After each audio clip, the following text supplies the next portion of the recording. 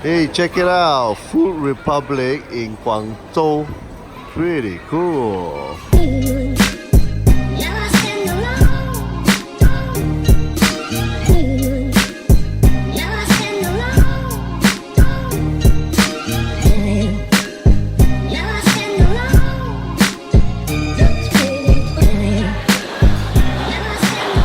Okay, hi, you're watching Grace B Eats, and me and my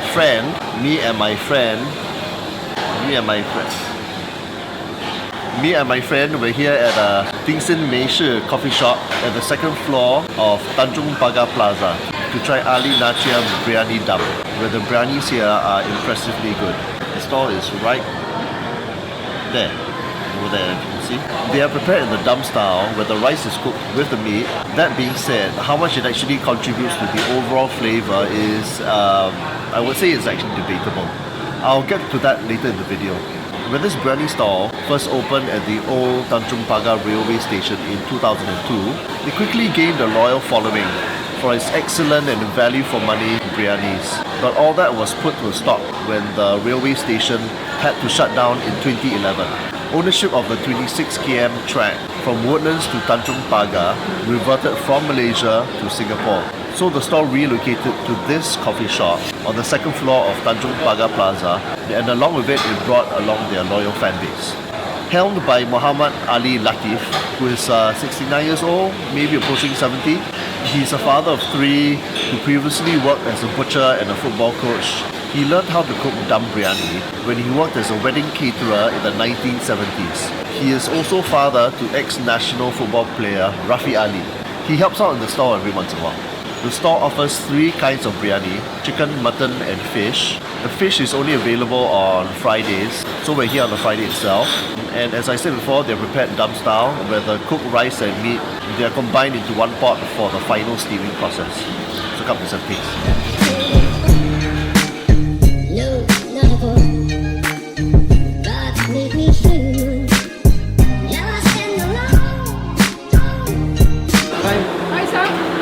Can I have one chicken, one mutton and one fish? Packet. No, having here. Having here. Chicken, you want the bread or leg? Drumstick up.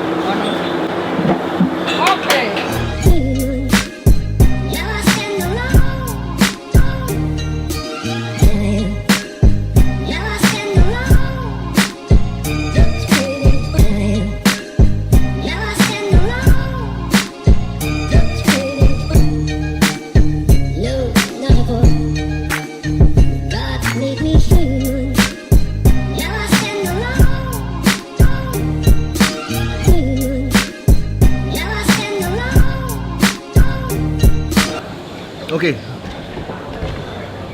Okay. Crap.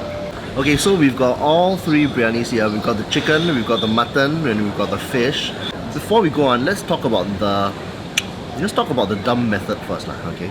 As I said, Ali Nachia is one of the very few hawker level stalls which practices the dum method, as most stalls cook the meat and the rice separately.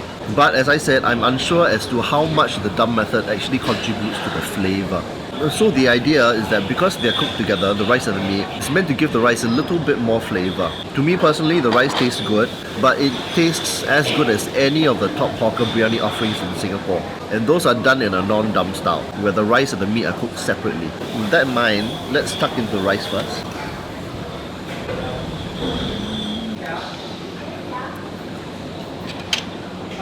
Very high quality, long grain basmati rice, buttery from the ghee added. I'm not sure if there's anything more than that. Having one more taste.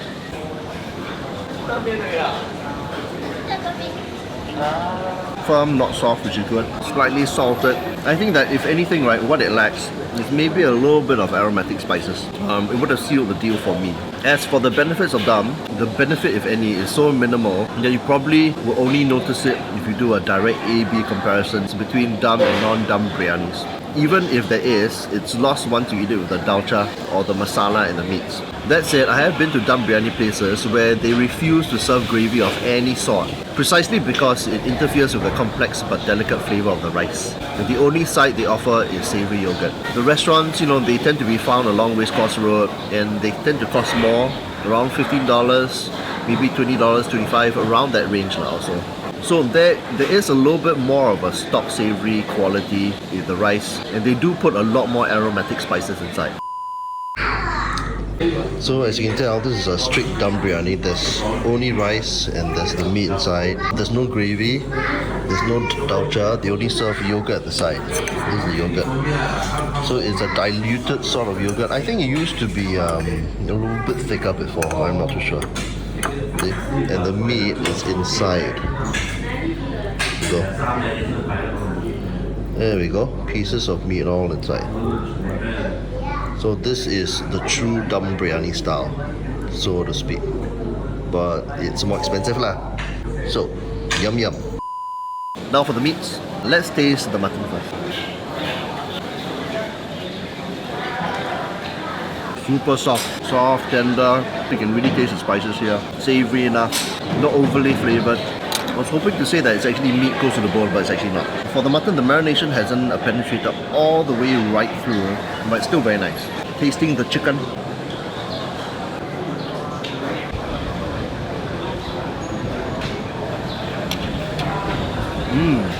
Hang on. Okay, I decided to change because the light was a bit wrong lah, basically. You can't really see things. Tasting a little bit more of the chicken.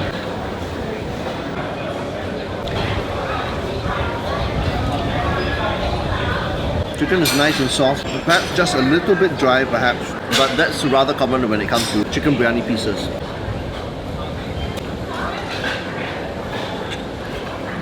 My friend's waiting very patiently. 10. So the masalas, the thick resultant paste which you get from cooking the meats, steak is nicely intense, savory enough, maybe on the lighter side of savory, but it splits out nicely when eaten with the rice. Now for the fish biryani. Now the fish biryani, what happens is this, it's actually a thick cutlet of Angoli sea bream, and it's deep fried, then it's cooked with masala spices. So,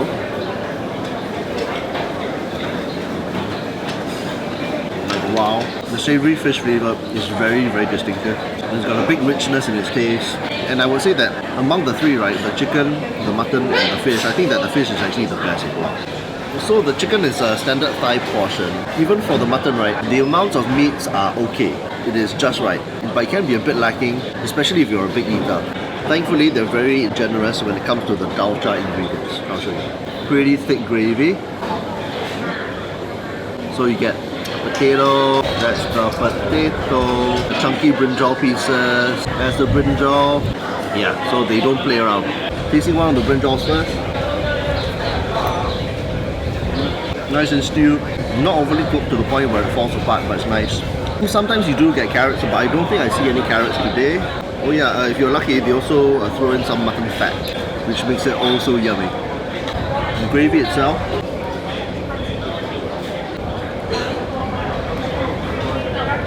Yeah, okay. Thick with a light savouriness. It's got a tanginess, but it's also held back too. One thing though is that there is a little bit of that curry powderish taste. So it means that they actually haven't fried it as well as it could be. But generally it is nice now. It's a big savoury flavour with lots of spice flavours and tanginess and spiciness. It should do well. In addition to the dalcha, they also give out a savoury sour onion and cucumber raita. Kind of like a yogurt dip.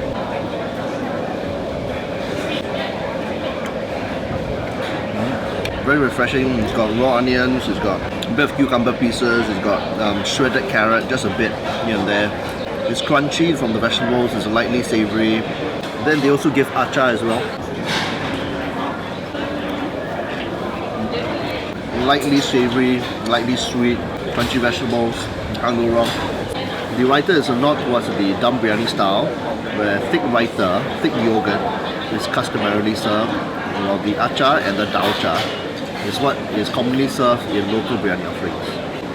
While the gesture of offering both sides is appreciated, right, it means that there are a lot of vegetables here.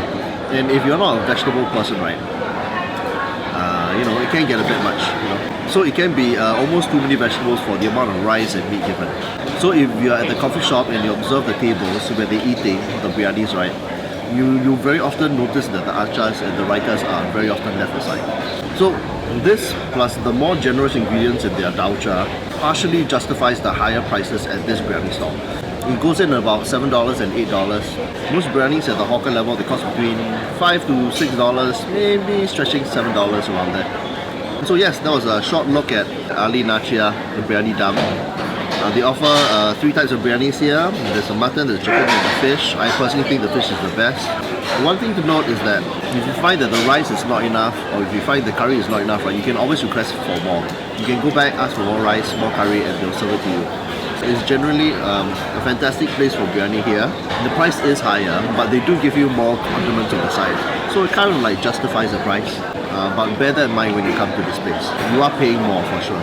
The meats are nice, the rice is nice. The dalcha on the side, by and large, is also very, very nice. They do give you a little bit too many vegetables, you know, but I'm not complaining, I like my vegetables. So yeah, thanks for watching another episode of Great Speed Eats by Eat Through the Whole of Singapore. If you like this episode, give a like, subscribe and comment below. And I'll see you in the next one. Bye.